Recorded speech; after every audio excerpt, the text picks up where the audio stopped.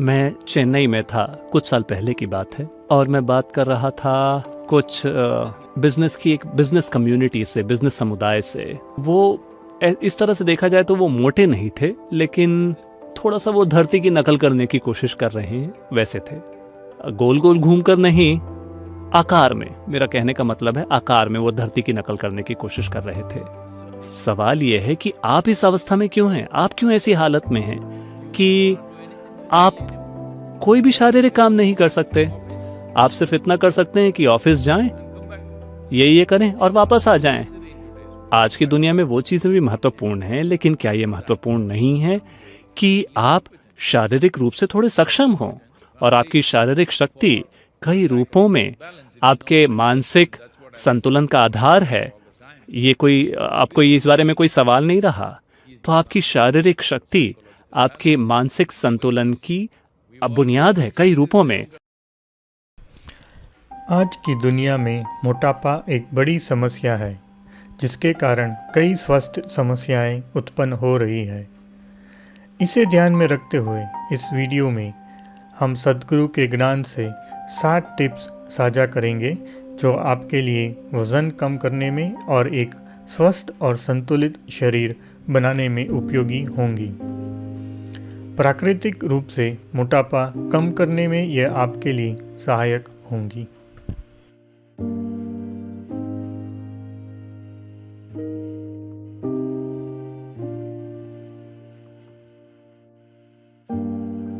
सद्गुरु ने कई बार शहद के कई फायदों के बारे में बात की है, जैसे कि यह रक्त के लिए अच्छा है, पाचन में मदद करता है और अन्य आदि। सद्गुरु ने एक ऐसे तरीके के बारे में भी बताया है जिससे आप शहद के सेवन से अपना वज़न कम कर सकते हैं। अगर आप हल्के गुनगुने पानी में शहद मिलाकर कुछ दिनों तक सुबह खाली पेट पीते हैं तो इससे वज़न कम करने में मदद मिलती है। यह ध्यान दें कि शहद को कभी भी पकाना नहीं चाहिए या उबलते पानी में नहीं डालना चाहिए। अगर शहद को उबलते पानी में डाला जाए तो यह अपने गुण खो सकता है और आपके सिस्टम पर नकारात्मक प्रभाव डाल सकता है। सद्गुरु कहते हैं, अगर किसी के पेट के ऊपर चर्बी जमा हो जाती है, खासकर कम उम्र में, तो यह परेशानी का कारण बन सकती है। आजकल की जीवन शैली को देखते हुए, जैसे कि ऑफिस में बैठ के काम करना और कम शारीरिक गतिविधियों के कारण आप आसानी से पेट की चर्बी जमा कर सकते हैं। इसलिए सद्गुरु अंगमृतना और योगासन जैसे हठ योग के अभ्यास करने की सलाह देते हैं, जो पेट की चर्बी को कम करने में मदद करेंगे और स्वाभाविक रूप से सिस्टम में संतुलन लाएंगे। नियमित रूप से हठ योग का अभ्यास करने से अतिरिक्त वजन निश्चित रूप से कम हो जाएगा। सद्गुरु कहते हैं कि योग में भोजन के बीच कम से कम 8 घंटे का अंतर रखने की सलाह देते हैं। यदि आप भोजन को पचाने और खाली पेट की स्थिति बनाए रखने के लिए पर्याप्त समय देंगे तो सेलुलर स्तर पर शुद्धिकरण होगा।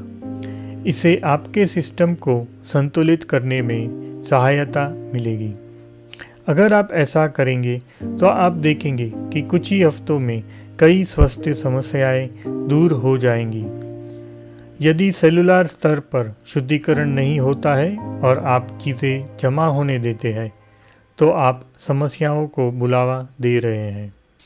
इसलिए दिन में 2 स्वस्थ भोजन पर्याप्त है और भोजन के बीच कम से कम 8 घंटे का अंतर होना चाहिए। जब कोई शांभवी या शक्तिचलन क्रिया जैसे योग का अभ्यास शुरू करते हैं तो कुछ लोगों का वज़न कम होना शुरू हो जाता है, जबकि कुछ लोगों का वज़न बढ़ना शुरू हो जाता है। यदि आपका पाचन अच्छा नहीं था और भोजन को मांस में बदलने की क्षमता खराब थी, तो जब आप क्रिया का अभ्यास शुरू करते हैं तो पाचन अग्नि सक्रिय हो जाती है और पाचन में सुधार के कारण भोजन को मांस में बदलना अधिक कुशल होने लगता है और आपका वजन बढ़ना शुरू हो जाएगा। दूसरी ओर यदि आपकी पाचन अग्नि पहले से ही ठीक है और आप क्रिया योग शुरू करते हैं तो एक बार फिर आपका कन्वर्जन रेशियो में सुधार होगा, लेकिन भोजन को मांस में बदलने के बजाय ये भोजन को ऊर्जा के एक सूक्ष्म आयाम में बदलेगा जिसे ओजस कहते हैं। अब आप चाहे जितना भी खा लें, आप पाएंगे कि आपका वज़न नहीं बढ़ेगा। ऐसा केवल इसलिए हो रहा है क्योंकि आपके कन्वर्जेशन रेशियो में बदलाव किया जा रहा है। एक और तरीका यह है कि आप अपने आहार को संतुलित करें। अधिक पौधे आधारित खाद्य पदार्थ खाना शुरू करें। आपको अपने भोजन का कम से कम 50% हिस्सा कच्चा खाना चाहिए, यानी कि आपको ऐसा भोजन खाना चाहिए जिसमें जीवित कोशिकाएं हो, जैसे कि फल, सब्जियां, नट्स, अंकुरित अनाज इत्यादि। योग में कहते हैं यदि आप भोजन का एक निवाला लेते हैं तो आपको उसे 24 बार चबाना चाहिए। अगर आप ऐसा करते हैं तो खाना आपके मुंह में पहले ही ज़्यादातर पच जाएगा। प्रत्येक निवाले को 24 बार चबाने से उस भोजन की जानकारी आपके सिस्टम में स्थापित हो जाती है और आपके शरीर के प्रत्येक कोशिका ये निर्णय लेने में सक्षम हो जाती है कि आपके लिए क्या सही है और क्या नहीं, आपके लिए क्या उचित और सर्वोत्तम है। और अब आखिरी टिप है book a taste of wellbeing. इस पुस्तक में पाचन, पोषण, खाद्य पदार्थ के वर्गीकरण और बहुत कुछ पर सद्गुरु की अंतर्दृष्टि है। A taste of wellbeing book में आपको ईशा योग केंद्र के किचन में तैयार किए गए रेसिपीज़ मिलेंगी। इस पुस्तक में दिए गए रेसिपीज़ आपके शरीर के लिए एक संतुलित आहार प्रदान करेंगे। हेल्थ शॉर्ट्स द्वारा टेस्ट ऑफ वेलबींग पुस्तक को वज़न घटाने के लिए टॉप 5 सर्वश्रेष्ठ पुस्तकों में से एक माना गया है।